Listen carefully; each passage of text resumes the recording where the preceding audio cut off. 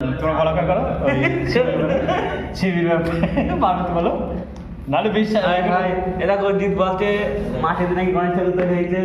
আবার থেকে কি বলছে পার্বতীর ঘাম দিয়ে নাকি কি তৈরি হয়েছে সরস্বতী সরস্বতী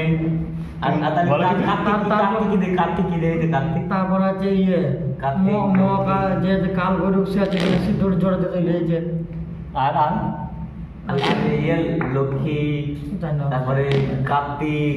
তুমি কিছু বলতে চাও এসব সাক্ষী রাখতে হবে না। আমি কোনো দেবতা চিনি না।